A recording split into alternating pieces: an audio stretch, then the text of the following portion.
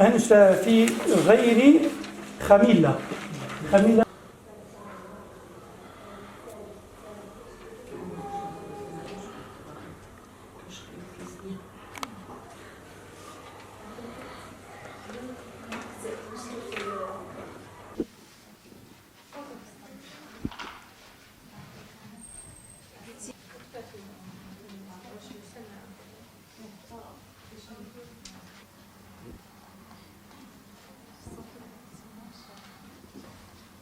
بنای خدای بەخشندەی میهرەبان پێشەچی دەستخۆشی لە ڕێکخراوی قوتابیانی کوردستانەکەم بۆ ئەنجامدان و بەجێگەیاندنی ئەم پرۆژەیە هیوادارم ئەم جۆرە پرۆژانە بەردەوام هەر هەبن. من خۆم ڕێگایەکی زۆر دوورم بڕێەوە بۆ ئەوەی بەشداری لەم پرۆژەیە بکەم، چونکە ئەم پرۆژەیە وا دەکات یعنی تاشی مسلمان زیاتر ئاشنای فەرمودەکانی پێغەمبەر صلی الله علیه وسلم بیت و زانیاریان تەواو لەسەر پەیدا دەبێت، خاصەتەن ئەم پرۆژەیە کە زیاتر باسی زۆر ئەم فەرمودانە ئەکا کە دەربارەی هاوسەنجیە، یعنی زیاتر وەکات خەڵک لە هاوسەنجی و یعنی نە زیاتر باس لە تێپەڕاندنەکە و نە هەندە شەلگیر بێ، یعنی هاوسەنگ بن لە دینداری.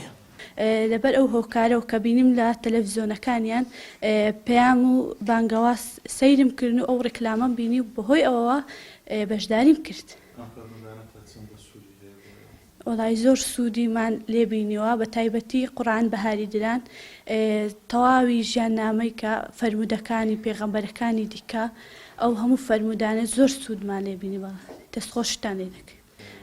زۆر گرنگی هەبوو لەلایەن هۆشیارکردنەوەی کۆمەلگا و لەلایەن ئەو ئافرەتانەی کە توانیان بەشداری بۆ نمونەیەکێکیان لە من کە زۆر حەزم دەکرد بۆ گەشتی عومرە و ئەو بەشداری ئەو کتابەشم کرد و دەستخۆشیان لێ دەکەم.